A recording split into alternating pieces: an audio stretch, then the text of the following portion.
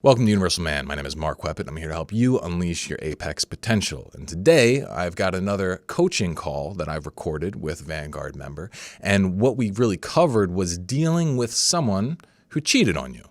If you've ever been cheated on, or if you've just been betrayed romantically and you've suffered from any sort of the negative feelings, the insecurity, the anger, the upset, etc., then I think you'll get a ton out of this talk, because we go pretty deep and we talk about the things that you got to do internally and externally if you want to get past this, because getting cheated on can be one of the most crippling things that can happen to anyone, on the emotional level. And so if you don't know how to wrap your head and heart around it, it can block you for a long time. So, it's tough stuff, but it's important. It's something that every guy, maybe, hopefully not every guy has to learn how to deal with, but, a lot of guys will have to learn how to deal with. And I think that this call does a really good job of outlining it. So without further ado, let's go ahead and get into it.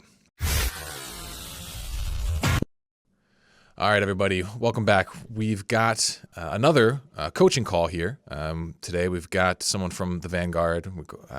I was about to call him by his screen name, but he said we can call him John here.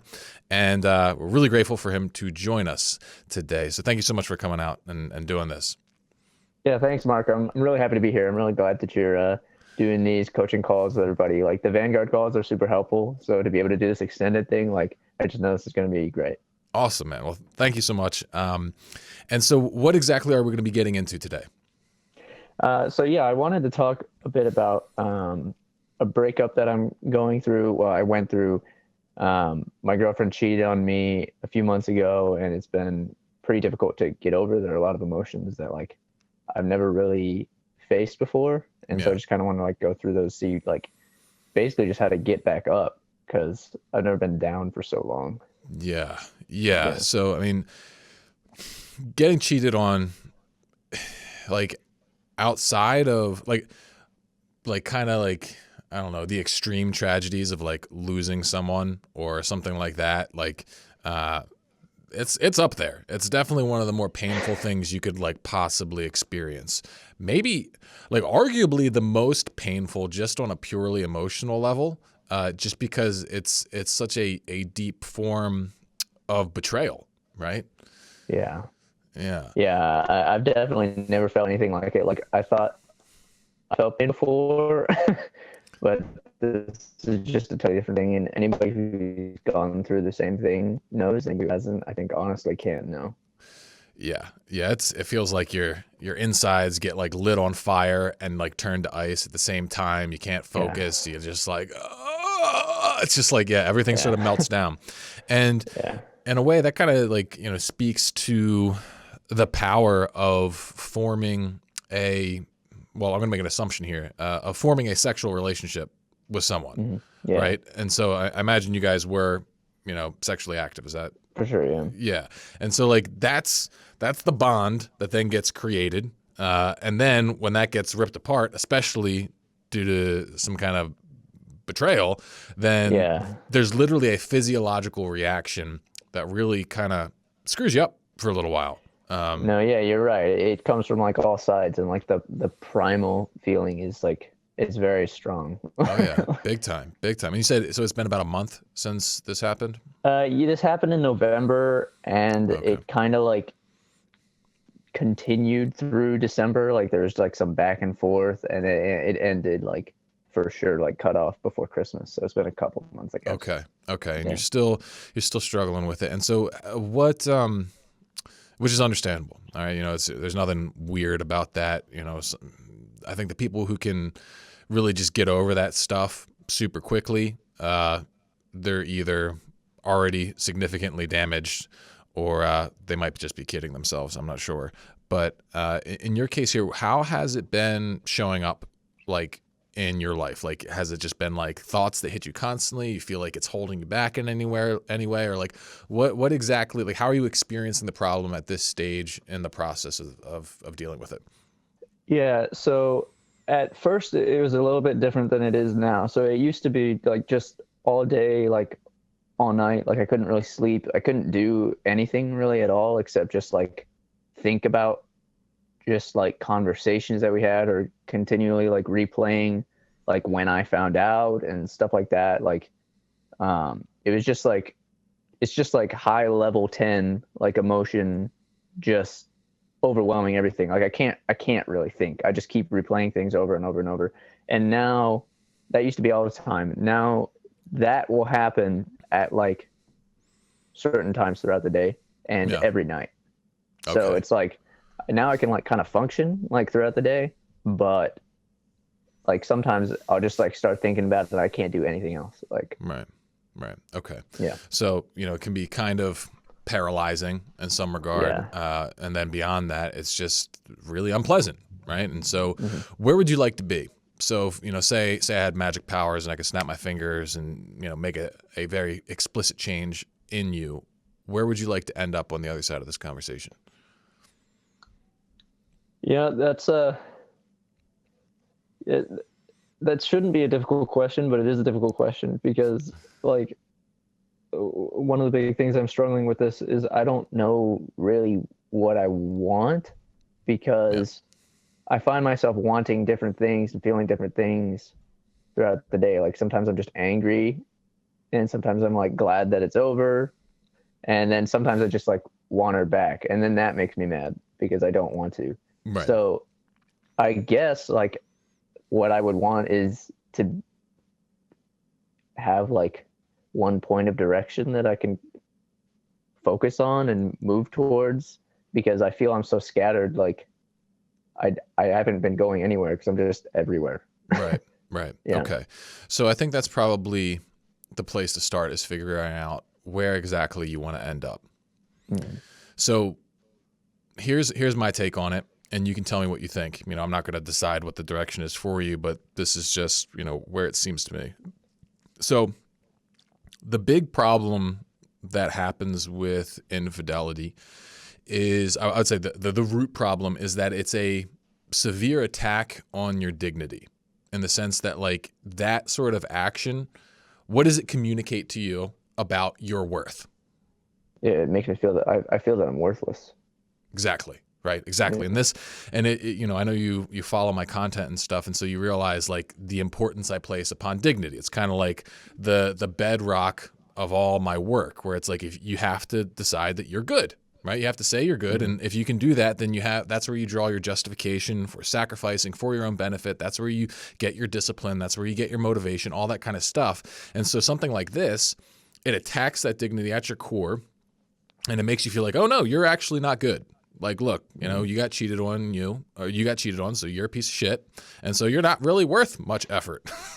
Yeah. Right. No, that's what And it then, feels like, yeah. yeah. And then it's very difficult to do the good things for yourself because you don't feel that good about yourself. Does that sound pretty accurate? Oh yeah, very much so. And it extends to absolutely everything. Yeah. It's like, cause no, I don't like feel worth it at all. Yeah. And, I commiserate with that, man, because that's a hard experience, because it hits you, like you said, it's not only a, rational sort of, observation. There is a physiological element inside of you that's telling you, hey, something's gotten screwed up big here. And so all that combines to make this big impact, hits your dignity, and then you kind of feel very hamstrung. So the goal that I would say is like, we want to get you to a place where you can be okay, where you can accept this reality and still hold firmly to your dignity. And that would be the baseline goal, where you can come out, where you can walk away feeling like, you know what, I'm actually okay. Yeah, right? no, I think that's a good goal. Yeah, it's a big one because, maybe I never had that, like, I don't know, is dignity, it's kind of like a self-sufficient kind of thing from the way you talk about it, right? It's it's a choice. Really, that's what it is. It's a choice because, like, I can't give you a mathematical formula that empirically proves that you have inherent unconditional dignity, right? It's a philosophical stance. It's something you have to choose to believe. Now, you have to also create a rational framework to support that belief, which is part of what we're going to be working through here. But at the end of the day, it's the choice to believe it. So it's like, if we can start from the rational belief, then we can kind of work into the other pieces. So, let me start by asking you this, like, regardless of what has happened in your relationship, do you still believe you have inherent dignity? I do, yeah. I Okay. mean, like, I believe that. That's a mental word. And I mean, I know you talk about dignity a lot. I studied philosophy in college. That was my major. And Okay, so great. specifically Thomas Aquinas. So he talks about that all the time. So like I get that, but I never felt it. Okay. Okay. So what we're going to have to do then is we're going to have to help you try and feel it. And one of the ways that we do that is by sorting through your nature of goodness and how it has played out. Okay. So the way that I see it is that we can only want good things. And I think actually Aquinas talks about this. Like, I could be wrong. I get He it's does. either him or Augustine that was talking about how, like, one of the ways we can prove that we are, good is that we always want a good thing. And even if like what ends up happening is that sometimes those goods, they get distorted. So for example, Right. like someone who eats too many cookies, what they're doing is they're pursuing a good thing, which is physical pleasure, the enjoyment of some nice sweet, but they're pursuing it in a way that's distorted, that doesn't take into the full picture of what they're doing. They kind of have a messed up perspective of things. Kind of like, I deal with this when helping guys try to quit pornography. I'm not saying like, all right, hey guys, your sexual drive is a good thing. It's just, and even sexual pleasure is a good thing. The problem is you're pursuing it in a way that brings more bad than good. Therefore, it's not a good thing. Right. But you only do it because there's good. Exactly. Yeah.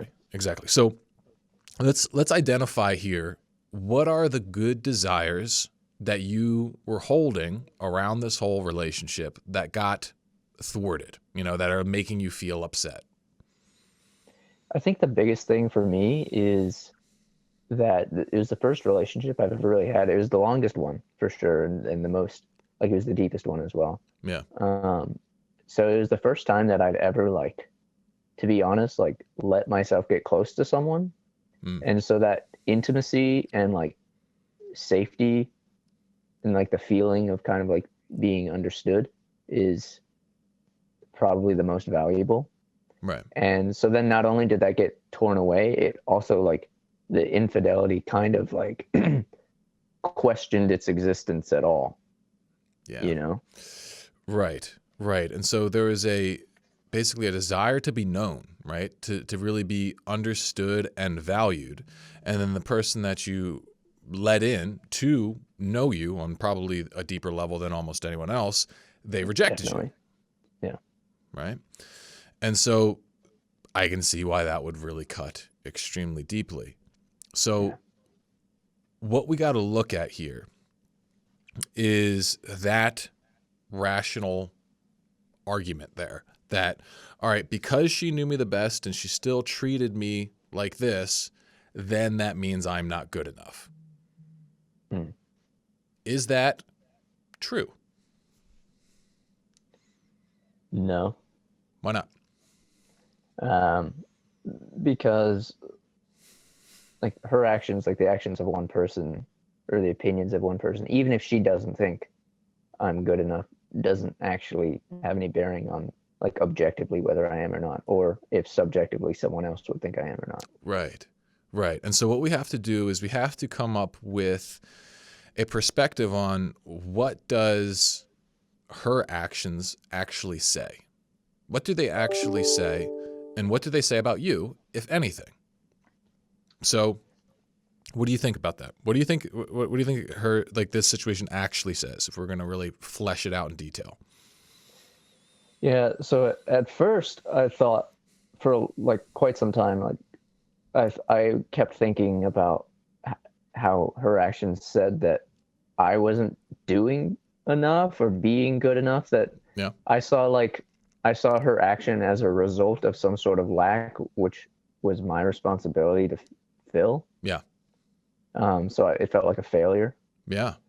Um, and so that's what I did for the first while, just like try to like fix it. I tried to do all these things, like try to like just analyze every single bit of myself to see if there's anything that I could change if I made this happen. Yeah. which And I is did that, and it was exhausting. right. It is exhausting. But I think it's an important thing you bring that up, because I think there is, like, I want to do this right with you. All right. And there's a shortcut bullshit way to get over this kind of stuff, where it's saying, listen, man, it doesn't say anything about you. This says entirely everything about her. Right. When in reality, we can't be 100% sure of that, you know, and Right. because the chances are you could always be a better guy. And maybe Right. you did have deficiencies that did trigger this, right? And so, Right. And like, that's what I think about, because like it has to be so, right? Otherwise it probably wouldn't have happened, right? maybe we'll get to that part in a second. The if not, but let's go through that first, because this is kind of the harder part. But ultimately, I think it's valuable. It's valuable to go through this, because, you know, my whole take is everything that happens to us, even the most painful things, actually, usually the more painful a thing is, the greater the growth opportunity is. So, like, in your looking at your relationship, are there things that you would change for future relationships, you know, in the way that you showed up and conducted yourself? Definitely. Yeah. Do you want to get into any of those? Yeah, we can. I will say, like, first off, a lot of the things I got, like, I realized through this process. So that's a good thing. Yeah, for sure. Um, I think one of the biggest things for me is being more, like, emotionally available.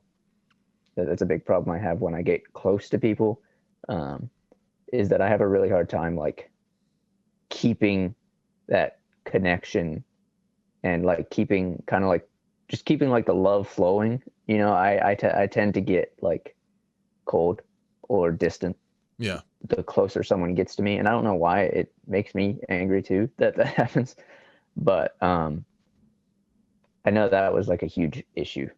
Yeah. Okay. That I will definitely work on.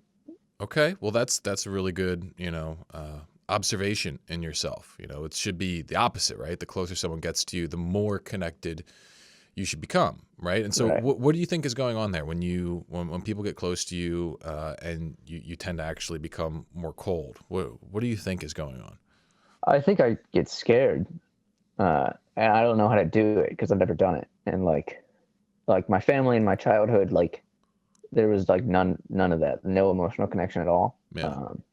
So honestly, it scares me because it's so foreign, and like it feels like I feel that in order to be real with people, now here's the limiting belief: in order to be real with people, I can't show any fake emotion, and like the more intense an emotion is, the more likely it might be fake. So then I like tend to show no emotion at all.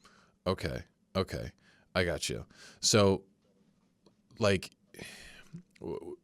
so you get they get closer, and you don't feel any emotion, is it? No, I mean, like, I feel it. It's just like, it's just kind of in my actions. I don't really know. It's like if I'm quantifying it, it's like I don't look at people in the eyes really if they get close to me, or I don't look at them if I'm talking to them. All these things that can really set people off. Okay. So it seems like you're withdrawing, right? Yeah. Even Okay. though I'm not, like, I don't feel like I am. I just feel like it's more of a like comfortable Sure. Okay. way of communicating, but it's like it's not, and I know that. Okay. Okay. And so, say you were going to change that, what would be different? I would make an effort, like a conscious effort, to do the opposite of that in my actions, like making sure I like look at people when I talk to them if they're close to me, smile when like things are good, and Yeah. like be sad when things are bad, like Right. on both ends. I Right. just did nothing, and so like people have told me in the past as well, other people, like they don't feel cared for when they need to be cared for. They didn't feel like I was sharing in their joys at all. It just seemed like I didn't care, even though I did. Right. Okay. So it's just like, I don't think I have to change anything inside of myself. It's just showing what I'm actually feeling. And so, what level of awareness do you have over what you're feeling? Like, are you someone who's pretty self-aware, or when you look inside, or is it like often just a blank? I would say I'm very, very aware of it. Okay. So in your case here, the growth point is really just creating a connection between what you display and what you actually feel. Exactly. That's where the disconnect is. Okay. Okay. Well, then, I mean, that's something that can be pretty easily learned. You know, if you're an intelligent guy, then, you know, you should, which you seem by all, you know, accounts it seem to be, then it's just a skill set, essentially, right? Just like body language and, you know, some basic, like, you know, emotional techniques and whatnot, you know, being able to say what you feel, show it on your face. And, you know, at the end of the day, honestly, just acknowledging and validating people when they say something to you can do a huge amount. Like someone says, I feel sad because X. And then you say, I can totally get why you would feel sad when XYZ happens. Just like acknowledging it, you know, like saying, hey, what you feel makes sense. Like people, they just want to know, like in a lot of ways, it's like if you just mirror people back what they're giving you, they feel like you get it. If they give you something and then it's just like blank slate, then they're like, nothing's happening here. What's going on? Yeah. So we can go a little bit deeper with that, because the interesting thing about that is that, like, I'm really, really good at those things with people I don't know. It's the complete opposite. Like people, when they first meet me, will say that I'm this whole list of things, like extremely empathetic, and I just understand them instantly, and I make a connection instantly, and charismatic, and all this stuff. But then it's with people close to me that I just like can't do it. So that's why it confuses me so much, because like I know how, but I don't. Maybe it's because you don't feel the need to. Maybe you actually just feel comfortable, and then you stop feeling the necessity to do that. It's like, I've already won this person over. There's no need to keep doing my winning over sort of behaviors. Yeah, it does seem like that. There's that aspect, and then there's another aspect which I haven't figured out. It's that I'm actually uncomfortable, like emoting as well with the people close to me. Like it's very, very difficult. Do you have any idea why? I don't. Okay. So the thing that I would want you to keep tabs on and work on in your own stuff, like do you practice any kind of journaling or anything? It's fallen off. I can get back on it. I used to journal every day. Okay. Yeah. I mean, like if you're interested in solving this piece of it, the way that I would go about it is like put yourself in a situation where you have to practice it on some level, you know, like maybe I don't know who you have in your life that you could, but you want to notice when it comes up, and then like after the fact, be like, okay, what was I actually feeling? You know, I knew I was supposed to be doing this kind of, you know, emotive connecting, but I didn't. If we can articulate what that internal resistance is, I think that's going to be a big breakthrough for you. Does that make sense? It does. Yeah. Okay. So, you know, it'll be difficult probably for us to do that just using simulation right now. We can try it if you'd like, or we can start kind of moving into another thread of this. Yeah, we can move into somewhere else. I think you're right there. That's something I need to like retroactively analyze. So yeah. Okay. All right. So, all right, we got some growth points for you from this. All right. You could have done better, and who knows, maybe if you did this, the cheating might not have occurred. Okay. But maybe it still would have, right? Yeah. Maybe it still would probably. have. Probably. Okay. Okay. And it's so something that I was worried about, like the entire relationship. I remember at the very beginning of the relationship, like I'm a very direct person like you. And at the very beginning of the relationship, I just said like she was going somewhere. She was going back to school. So she was going to be a distance. And I was like, you seem like someone who might just cheat on me. And she was like, oh, well, I have done that before, but I won't do it this time. Okay. Yeah. And then we dated for like a year and a half or more before she did this. Okay. So what were the signs that made you think that she might be someone who would be willing to cheat on you potentially, because that's definitely another growth point. That is true. A lot of the signs I didn't really notice. Well, maybe I noticed, but only subconsciously. I didn't realize until afterwards, looking back on them. But the big thing is that at the very beginning, when I said that, it's like, I noticed that she was like very, very quick to kind of like give herself, like emotionally, whatever. Not like to me, because we had just met at that point. So it was great, but honestly, I was like, this is a little weird. Like, I didn't think anything of it. I didn't think anything of it because it was great at first. Right. So there's that, but I also noticed like throughout the relationship, like she kind of had this need for like attention from guys, and Sure. she would like seek that out all the time, even if I was there. Mhm. Sometimes, like, I don't know, her like internal code of ethics, I guess, when it came to that is like very different than mine, in that like she'd just be very like she'd be very close to people all the time, that people she didn't even know, like with guys specifically, not with girls. Yeah. um and she would just do that all the time. She was very loose. Okay. Yeah. So kind of Yeah, like flirty and that sort of thing with other guys, even with you around. yeah, or yeah, flirty, but also like going like unnecessarily deep with someone like very quickly. Like, I don't know, it's something that I had never considered before, but there's like surface level conversation in it, and like you can see when two people are like really connecting in a conversation, right? Yeah.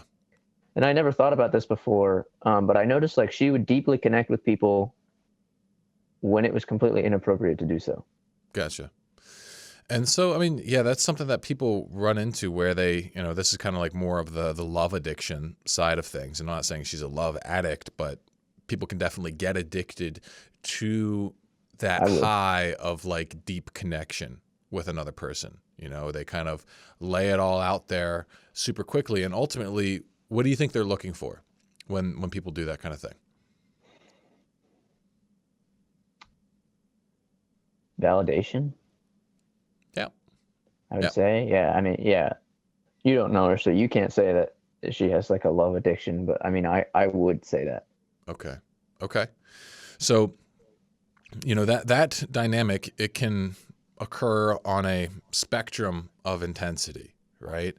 And so you want to look out for people who essentially seem like they need to have attention, particularly sexual attention, um, in order to be okay, right? Because that's kind of comes back to what we're talking about. Like, they have a wound in their dignity on some level where they don't feel good enough, but they've created a scenario where some sort of validation can make them feel better. And both men and women really have a tendency to put that into the sexual realm. So it's Yeah, like, a lot of guys, they don't think they're good unless they're getting sexual attention from women, and vice versa, yeah, right? It takes slightly different forms depending on whether you're a man or a woman, but like, you know, amounts to more or less the same thing, right? yeah. I felt that myself. One of the biggest kind of realizations from this is I saw a lot of the things that she did. Like, I saw them in myself, especially in my past. Yeah. Yeah. Well, that's good. That's good that you're willing to look at that. So, if we're going to move past the narrative of, all right, she did this because of some deficiency in you, okay, what if we started to look at it in terms of, all right, well, what does it really say about her? Yeah, I mean, it says a lot of things about her, and I think the actions mostly speak to her, because like things started getting kind of rocky. I don't know how specific you want me to go into like the background, like, of, because like this was kind of like a sequence of events. It didn't necessarily just happen. It kind of Yeah. did, but Yeah, you don't need to get too far into her specifics. If we need to delve into them, we can. But like, I just mean like with me. But yeah, sure. Yeah, I mean, um, go ahead. yeah. I mean, I'll just say this because it does get into like the self-worth kind of thing, and we might want to talk about this after we get past this part here. Is like a month before this. So I've been working like pretty hard on my reforge and all that, and taking it very seriously in recent months. And she knew about all that, and like I was very open with her about that. Mm-hmm. And I was doing hard mode, so the very like strong boundaries, like nothing Right. at all, right? Right. Right. Right. And there's this, I don't really know how to say it, and like I already started talking about it, but there's like this occasion where she like coerced me, like she like kind of forced this upon me, like having sex after, like we'd done it before or whatever, but I was like very strong like throughout the entire day, like no, no, no, no, no. Right. And then so this happened, and maybe that would have made me feel bad. It did. But she also said, like, while it was happening, I was like, like I said, I didn't want to do this. And she's like, she said, you can't live without me. Ah. What do you think of that? That broke me, dude. Like,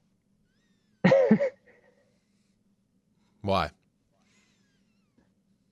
because it's like true. Ah. Okay.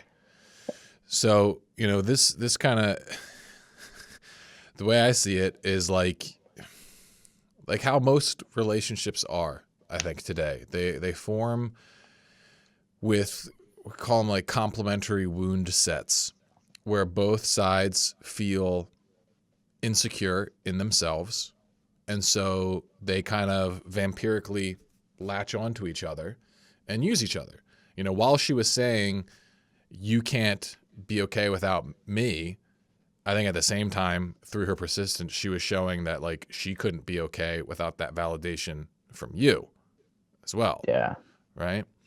Yeah. And so like, it sounds like it's one of those scenarios where she was not confident enough in herself, or not on board enough with what you were trying to do, or whatever. I mean, like some people might even say she was like looking to,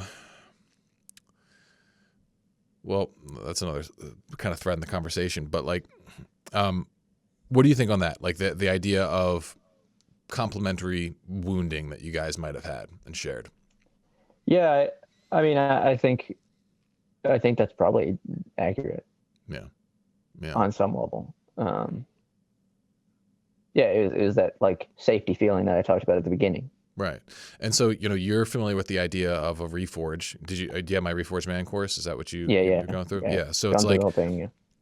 So the whole idea is that you really kind of are looking to reconfigure yourself from the ground up. Right. Yeah. And at the heart of it is like, are you good and okay without that sort of external validation, or the fantasy of that validation, like that comes through porn and that sort of thing. Yeah. And so she kind of gave you a big intense test, and like in like red pill theory, you could think of this as like a huge shit test. Are you familiar with that concept? Yeah. Yeah. And yeah, that's what I thought of at first, which, so then it just feels like a failure. And so that sucks. Okay. Well, let's say, let's own your side of it. Would you say that was a failure? I don't know. Okay. Why are you conflicted on that? I've thought about this a lot. At first, at first, that's the only mentality I had. Like for a couple weeks, I was like my responsibility, like whatever. It was my choice on some level. I failed. There's no way she could have like forced me to do anything. Like, it's my fault. And that's how I was, but the feeling didn't go away, and I still felt like shit. So, and the more I talked about it, like with people, like, I don't know, they kind of steered me away from that thinking. Like when I got into the specifics of the situation, they were like, you really shouldn't think of it as your fault with what happened there. And I don't know who's right. Okay. And I don't know what's the better mentality. So I'm open. Okay. So I think we got to look at the full spectrum of it here. So on one hand, if we're going to take a mentality of radical ownership, whose fault? Mine. Yeah, 100%. And radical ownership is the most powerful mentality I think that you can have. But at the same time, there are degrees of difficulty to a situation. So like, while, yeah, you like, your ideal self would have been stronger, been able to pull through, you're facing, at least for the you in that moment, extreme challenge. Right? Like level 10 difficulty. I mean, you're already a guy, girlfriend really wants to have sex. Like, it's really understandable that that's extremely difficult, especially while you're quitting porn and doing all that kind of stuff. Like, so it's like, yeah, maybe you failed, but you failed like at like the limits of the challenges that you've likely faced in terms of willpower. Yeah, it was very difficult. And it's not like I just like gave in. Like I was like very clearly saying no. like, Right. Like, right. Absolutely not. Right. So it wasn't like a shameful failure where you didn't even try or anything No. like that. It was more just like, you you just didn't have enough, strength in the bank for that challenge at that time. Right. It's like if you go for a big, one rep PR in the weight room, sometimes you're just not going to hit it. Yeah.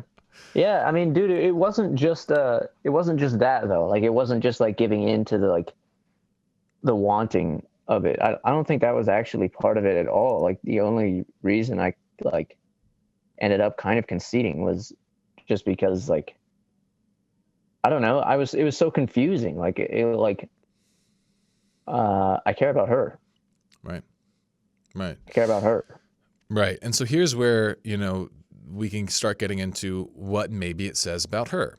Okay. If she's going to try and push you like that, what does that say about her attitude toward you and your goals and her respect of you? Yeah. I mean, that was a betrayal in its own. It was a like complete disrespect.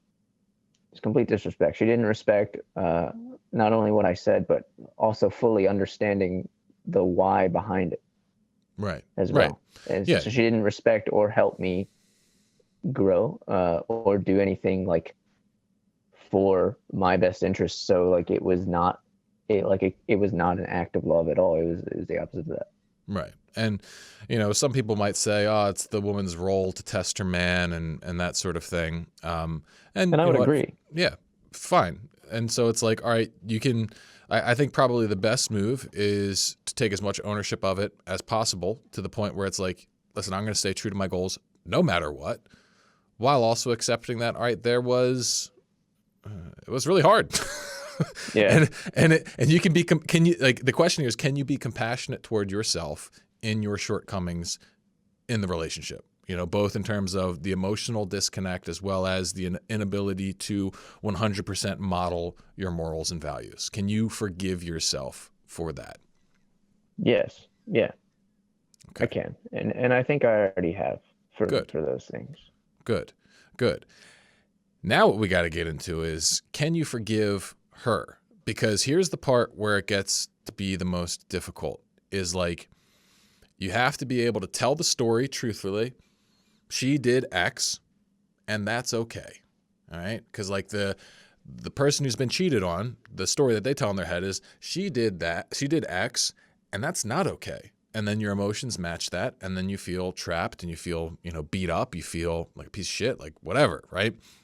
So how could we come to like how can you, like, what sort of perspective can you hold that makes what she did okay in your own mind? I feel like I had a better grasp of this at the beginning than I do now. Why is that? Because at the beginning, my first reaction was like extremely, I think it was a self-preservation kind of thing, but it was like, I was very forgiving, and I was like, all right, like, we can move past this. It's fine. Like, I hope it was like just a mistake, like whatever. Like, I get it. Like, I get it. 'Cause I do get it. And it didn't work. Right.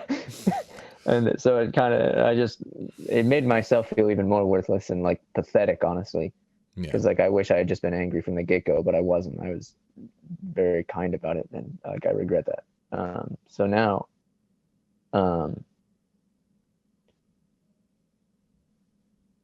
what would make it okay? I guess there's still that feeling of like, I understand like why she would have done it, and like, because I understand like her brokenness because I know her. Yeah. Yeah. And also you understand what it's like to be tempted by something, right? You know, I mean, Yes. any guy gets it. Like any guy who's, you know, ever watched porn or checked out a girl or, you know, thought dirty thoughts, he understands what it's like to have a sexual drive. And like, this is Yeah. probably the hardest thing I think for guys to really come to terms with, but it's only in doing this that I think a guy can really find peace with a situation like this. Is like, all right, I understand the nature of sexuality. I understand that pull, and I understand that sometimes people act on it against their morals. And you know what? I can forgive that. Because if you want to be able to forgive yourself for your own shortcomings, then you have to be able to forgive other people for theirs. Yeah, I hear what you're saying. And uh, like, I think we should go into a little bit more of the nuance here, because Sure. honestly, I've forgiven her for like the first time, if Yeah. that makes sense. Like, because yes, I understand, like, I understand the drive. I understand sometimes things happen. Like, I understand that, like, you know, when there's a lot of like chemistry going on with somebody and there's not a lot of self-control. Like, I understand not having self-control in that. Yeah. I totally get that. Right. And like, I forgive that. The thing that I'm having a really hard time forgiving is the fact that she like stayed with him and just like replaced me with him, and she is still with him. Why does that give you extra trouble? Because that's not a mistake. That's a conscious action. That's a choice. Yeah. And why does that make it worse from your perspective? Because that's something I don't understand. I understand like a falling or a failing because of primal drives, like you just said. But this is not that. This is terminal. Okay. So why might she make a terminal choice? Why might she make a rational choice to continue on with that? Because it's easy. Why might it be easier? Because like right now she's like 2.5 hours away from me, and I'm not there. So Yeah. Yeah. I mean, like someone that. is. Right. Right. And so some of it might just be like path of least resistance on her part. Yeah, dude, we never had problems when like she wasn't at school and like she was back here. Like, it never, no problem, zero. Right. So, I mean, like some of it could just be practicality. And, you know, I'm not saying that this is like when we're trying to get to a mentality of it's okay what she did. We're not trying to say like it's actually like I'm fine with people treating me like that. That's not what I'm doing. That's not what we're talking about. We're trying to get it to the point of I don't need to internalize a negative narrative about myself because of what you did. It's like you did X and that says something about you. And I'm not even 100% certain what it says about you because you don't want to judge someone. You don't know their heart. You don't know their mind. You don't know anything like that. But what we're trying to shed is this idea that you're not okay and that like you need to go around feeling bad about yourself because of something she did. Well, so my question to that would be, wouldn't spite solve the same problem then? So describe what you mean. Yeah, so if it's, you said, like, we want to get to a place where what she did says nothing about me, so I'm okay. It says everything about her. And so, like, a place of, like, spite or anger, which I don't really want, but, like, that's what I feel. I feel like that would, like, doesn't that solve the same problem? So, like, I'm kind of questioning the problem. Sure. Because... Sort of. So the problem with that is that anger is actually just sadness, always shaken up. All right. Like underneath every anger, there's a sadness there. And so what would be the sadness that would drive that anger? Mm. I don't know. Would it still come back to feeling like I'm not good enough? Is that what you're Usually. saying? Like it Yeah, has to come back to that. almost always, yeah. And so like what this is like confronting the tragedy of deep betrayal, saying, yeah, this is horribly wrong, but I'm okay. I'm okay. So there's no room for anger there at all. Not if you're really okay.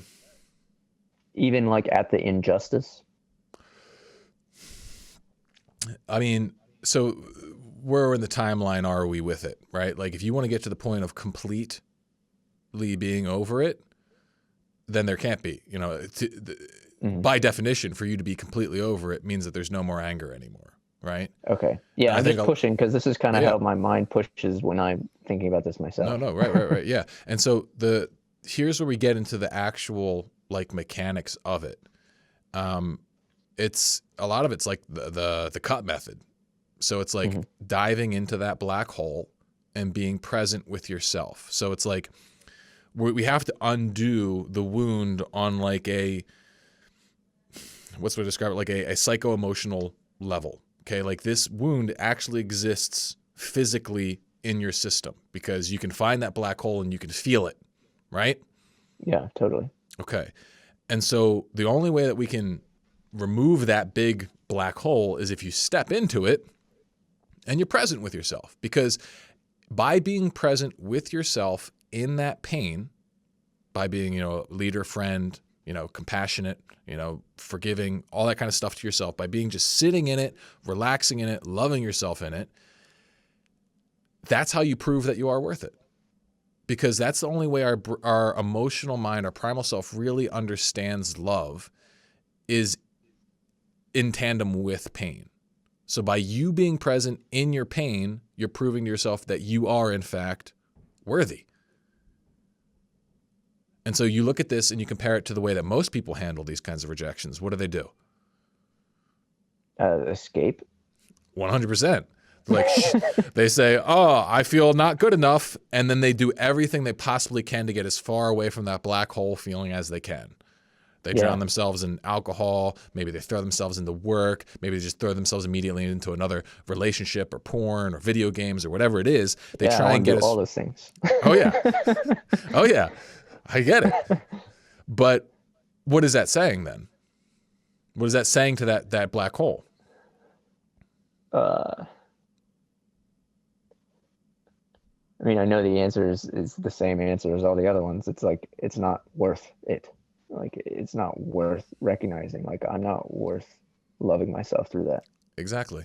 You're reinforcing it then. By escaping, you've taken that narrative of that they've fed you by rejecting you. Say, hey, you're not good enough to treat properly. You take that inside. You feel like shit. And then you're like, you know what? That's probably right. Fuck me. I'm going to go obliterate myself. And that's just you reinforcing that wound.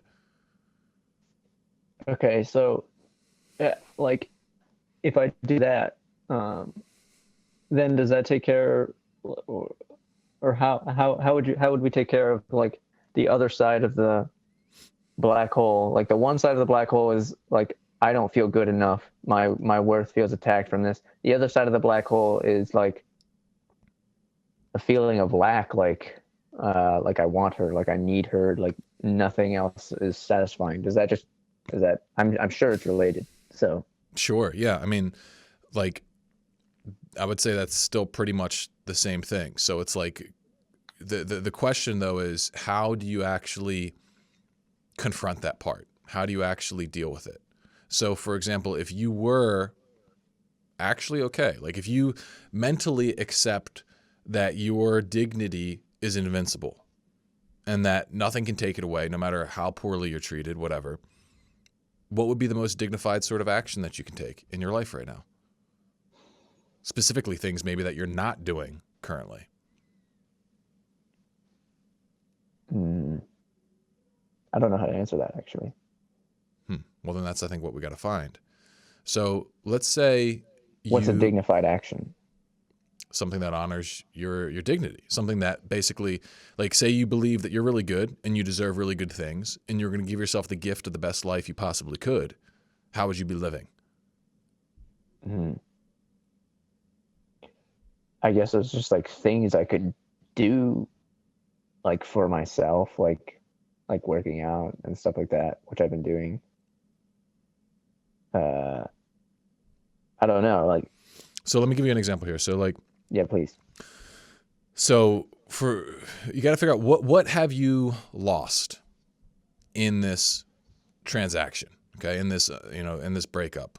What good things have you lost in your life? For some people, it's very explicitly, external things. So maybe they do stop working out. Maybe they stop taking care of their responsibilities, okay?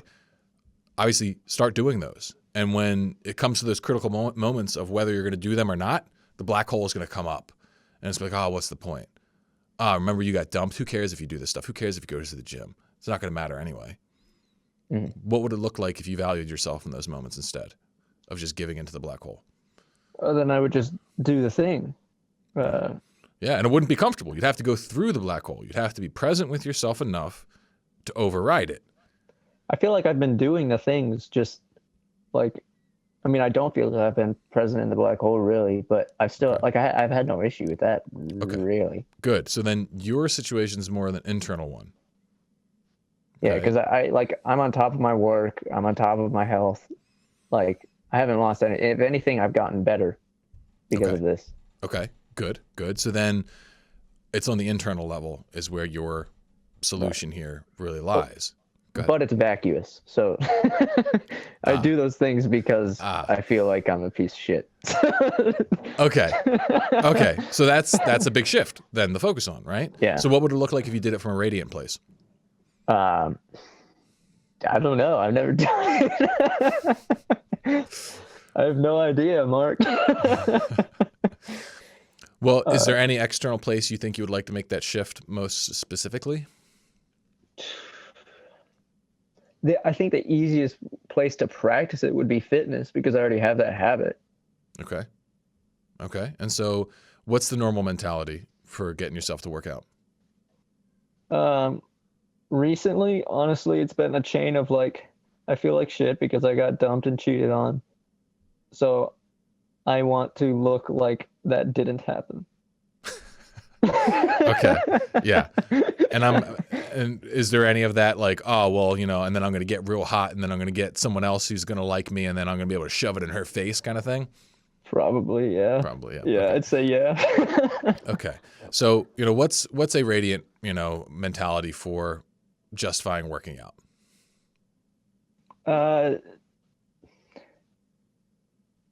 I guess it would be like recognizing like my self-worth first, like I have inherent dignity, like I am worth feeling and looking like the best that I can, especially feeling like I'm worth that. And so I'm going to put the work in to make that possible, like for myself, in order to show the internal worth that I know I have. Right. It's about reflecting your dignity. It's like, all right, I want to reflect my dignity by having a strong, fit body because that's ultimately, it's about gift versus get. Okay. Vacuous is all about getting.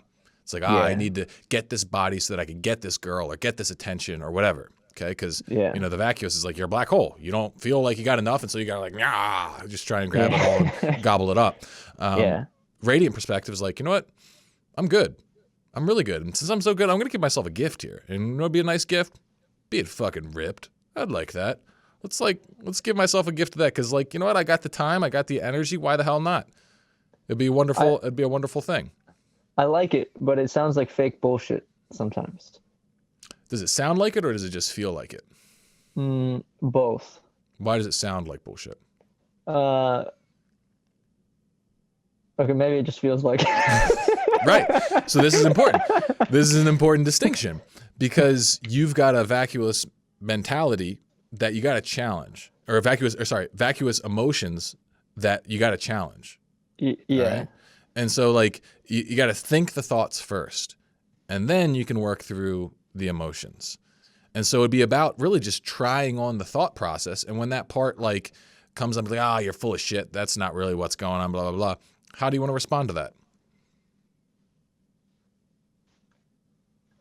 I don't know how to respond to it because like, I don't know how to believe that. Well, it's a belief. It's a choice. Yeah, that's true. So we got to get like, can you rationally buy into it then? Like I'm gonna say almost. Okay, what's holding you back?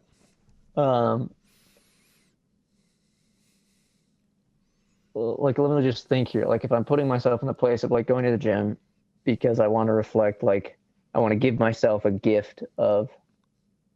I don't know why it's like it sounds so stupid to me. I'm trying to figure that out because like it shouldn't, right? Well, so what emotion comes up when you think that thought? Like contempt. Contempt Like, for what? so if someone said that they were going to the gym because of that to me, if someone said that to me, like, I would be like, what the fuck? Like, Okay. That's just weird, man. Why? I don't have a reason. Right. Why? So, okay. So that's good. So you found a little pocket of bullshit in your mindset.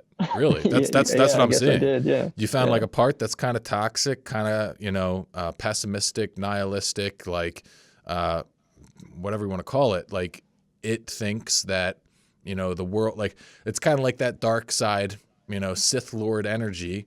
That's just like, you know what, people only do things because they're selfish and insecure. And it's like, if you're not as insecure and selfish as I am, then fuck you. Yes, you are. You're full of shit. Yeah, that's kind of how it's going. Like in my mind, like in this situation, I'm just kind of thinking like, you don't deserve that. Like, what are you talking about? You can't give yourself a gift. Like, what? Okay. Well, I think that's kind of your problem here is that you have that going on inside of you. And so like, that's going to be your big block then from doing the internal work. So the big internal problem you have is when you have these thoughts come up, like when you're lying in bed at night and then it all hits you and all of a sudden you're getting the feelings. Okay.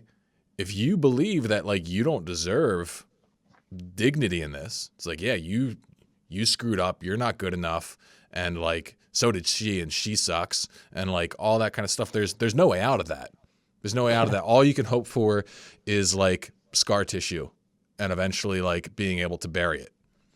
Yeah. And I don't want that as like the end. Right. So what do you think you have to do internally? What's going to have to change internally in those moments where it all comes flooding up and it starts hurting? I really got to recognize the dignity. Like that's a simple answer, but like what I mean by that is like, I need to really accept that like that I do have this self-worth. Like I am worth it. And like, that's not like, I have to accept that that's not a stupid thing to think. Right. And, because the conclusion of that is that I am okay, because if I'm worth it and I have this inherent dignity, it doesn't matter what someone does to me because I'll still have me. Right. And I'm okay then. Right. And so the way you really kind of internalize that is it's kind of like more or less like an internal hug. It's very similar to the process of dealing with a porn urge. It's like you get this really strong impulse, it comes up, it's painful. You want to run away from it, but you have to do the exact opposite.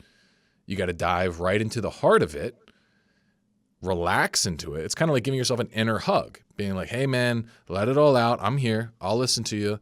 And it's like you need to let it all flow out through your mind and ideally speak back into yourself, right? Be like, hey man, that really sucked. That really hurt. But then you feed yourself hope. Say, but it's okay. We're going to get past this. We're fine. There'll be another girl out there. And like, to the best of your ability, wish her well. Wish her well. Because if you can like, if you can get to the point where you genuinely like hope she finds her peace and happiness, like that's as much tied to you being able to wish it and hold it for yourself. because it's all part of the same transaction.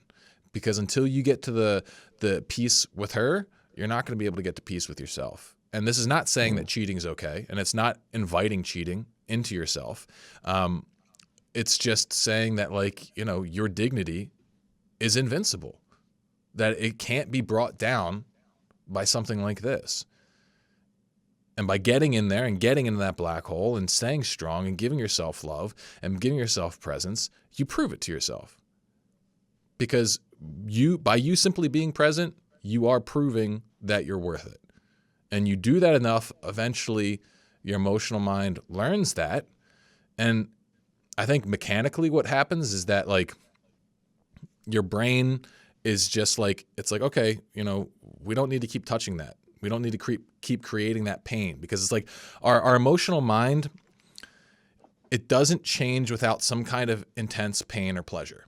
Bottom line. It's like our brain it won't react to anything other than intense pain or emotional pleasure, at least not in a deep way. And like, there needs to be a stimulus here. And there's no way in a tragic sort of situation like this to get a strong, pleasurable stimulus that's going to serve us well. Okay. So we have to use a painful one. And so you do that through confronting this black hole. And then that causes your brain to accept it. That's why, like, you have these stages of grief. It's like you need to move through different stages of pain.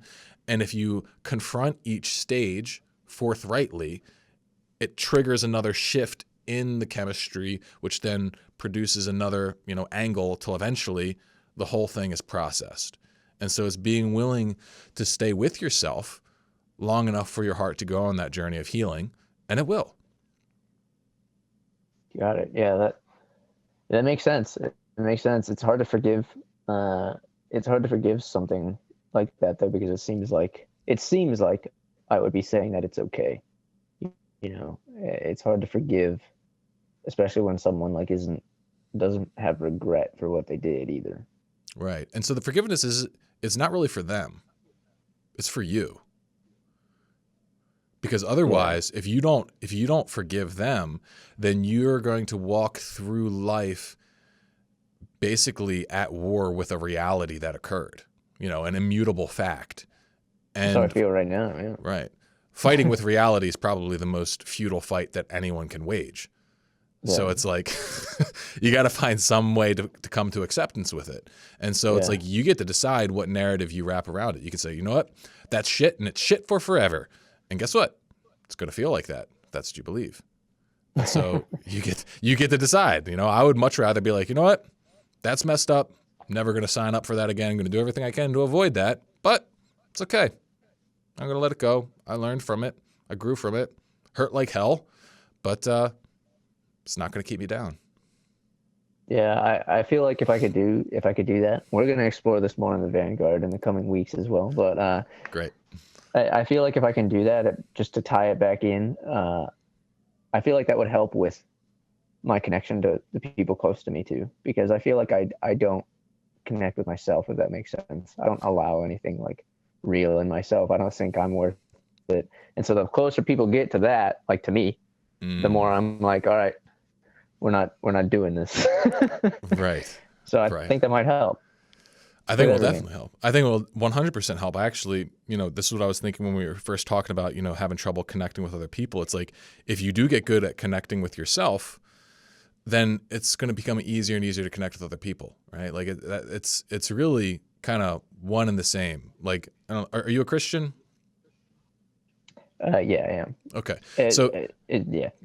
So, you know, you know, like I haven't done shit recently. But that's because of this. I'm not trying to call you out on that. I'm bringing it up because I still got this. That's all I got going for me right now.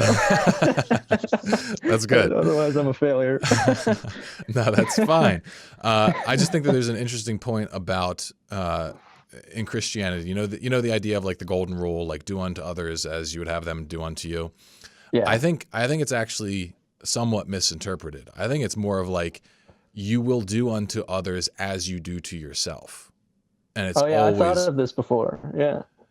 So it's like the extent to which you can connect to yourself is 100% the extent to which you can connect to other people. The extent to which you can honor your own dignity is 100% connected to the extent you can honor other people's dignity. And so it's like, it's got to be a one-to-one thing, because otherwise you have some kind of logical block, right? You can't, like, that's what the narcissist tries to do. They try to say, oh, I'm so amazing, but everybody else sucks. It's like, you're going to have to repress a lot of shit in order to pull that off, and you're going to become psychologically unhealthy. That's why narcissists, are kind of crazy.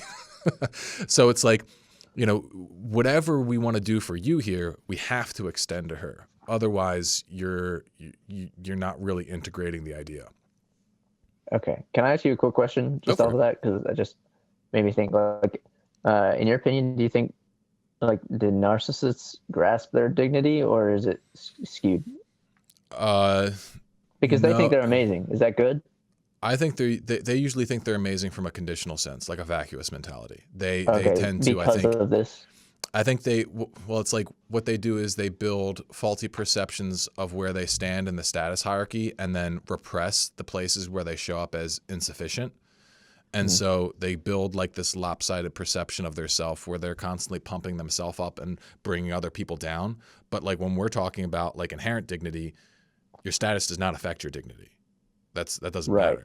So like, the extent to which we care about status is we just want it to reflect your dignity to the best of, contextually the best of your ability, right? Like, so the narcissist will say they need to maintain, 5% body fat and like extremely lean all the time, no matter what, or else they suck. Okay. Yeah. For someone with dignity to be like, you know what? It kind of depends on my circumstances. If I'm like got crazy crises going on and I don't have that much time to go to the gym and I got more important shit to do, well, then that's fine. If my body is a little less impressive during that time period, like my dignity is fine. Right.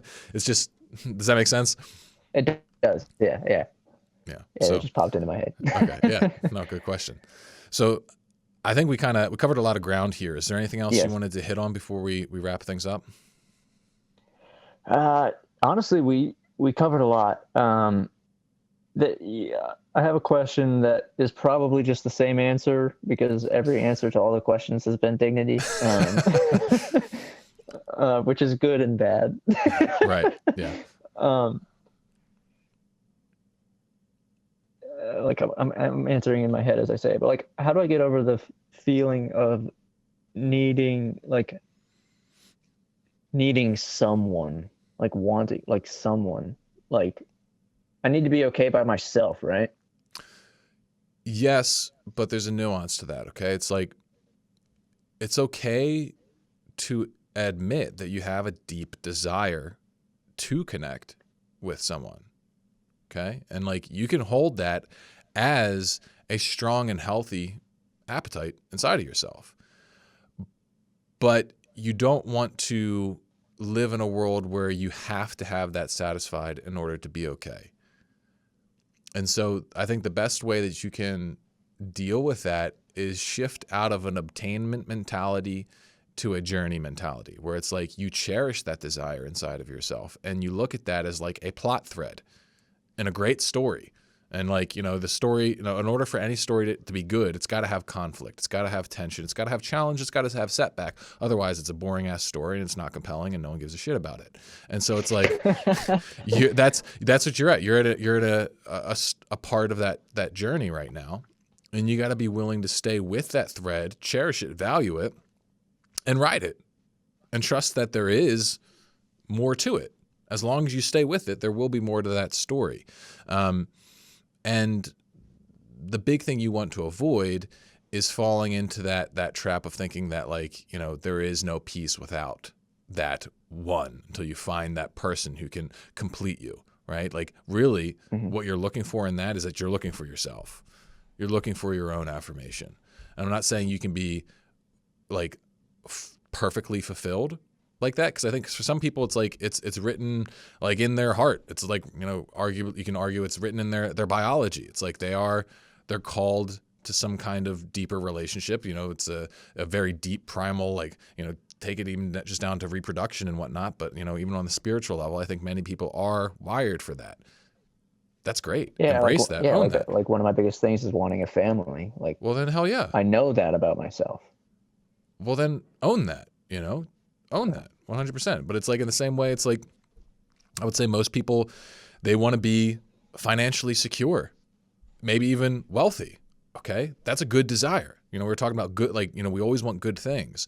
Yeah. But like, you can't identify yourself. You can't measure your worth according to how well you've satisfied the desire. That's the big thing.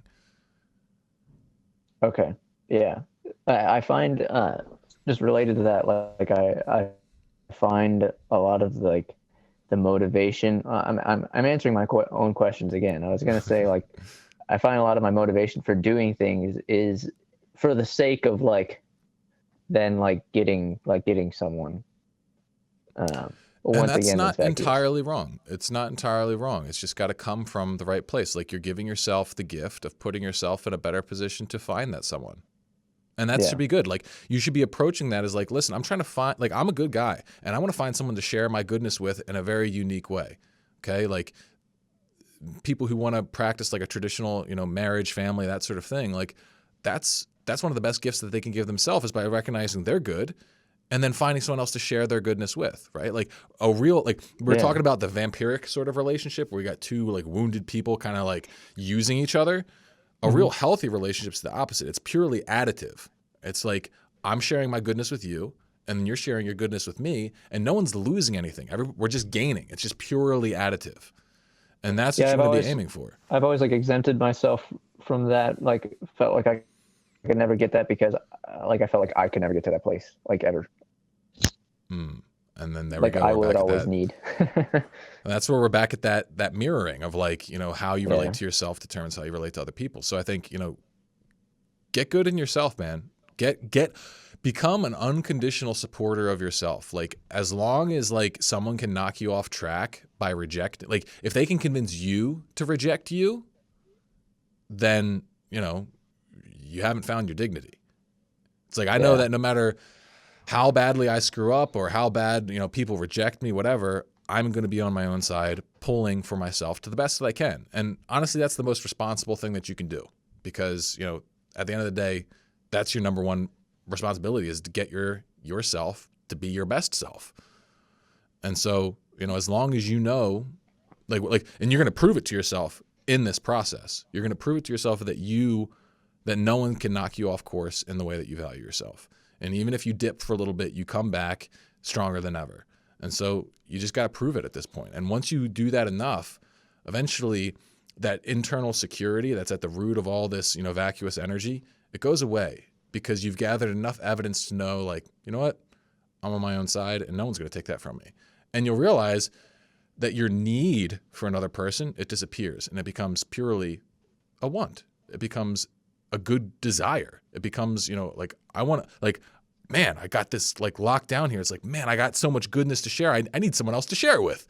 Like, it's like at a certain point you get bored of how wonderful you are as you start to, because it stops meaning so much, because it's like the cup overflows. You know, that's the idea of this radiant mentality. It's like abundance. It's like it fills up to the point where it's like, it's more than you can even utilize. It's like, start putting it out into the world in some form. And then relationships, family, et cetera, is one of, you know, it is probably the primary way that most men will use such energy. Yeah, that would be great if I could, you know, give that to someone. I feel like that would be like that'd be a very good thing. Yeah. I think it's, you know, it's about one of the best things there is. That's what, you know, society is built around. It's built around that really, it's built around the family, which is built around the sexual relationship between a man and a woman. So, you know, that's kind of the heart of it, man. Yeah, man. All right, well, that's good. I'll have to think a lot more about these things. I definitely believe everything you're saying is right, and I'll watch this over again on YouTube. Yeah, please do. So this would be good. Yeah, if anybody's still here and they watch this whole video and they haven't gotten your stuff yet, they should definitely do that, because this stuff is good, man. It's Thank good you. stuff. Thank Join you. the Vanguard. Yeah, I'll see hell you yeah. there. Yeah, get in the Vanguard, Get in here. and make sure you you know, you hit me up. Let's keep this going, all right? Because you know, you may run into some blocks or some new thoughts or whatever, and I want to make sure that we keep you rolling along. So make sure you come to the live calls or hit me up in the new Q&As, okay? Yeah, man. For real, Mark. Like that. This is really helpful stuff, and like since I found your content, like it's been life-changing for sure. Like no one is addressing these things that you do. There are a lot of like gurus out there who copy other people, just copy paste, but your stuff is like original and like thorough. And like I said, I studied philosophy, and like your stuff checks out. Like it's well thought out. And like, I know you're saying the truth. So just good job, man. Appreciate it. Thank you so much for that endorsement, man. And I look forward to continuing to work with you. All right. So thank you so much for coming on and doing this dude. call. Yeah, for sure, Mark. All right. I'll see you Thanks. around.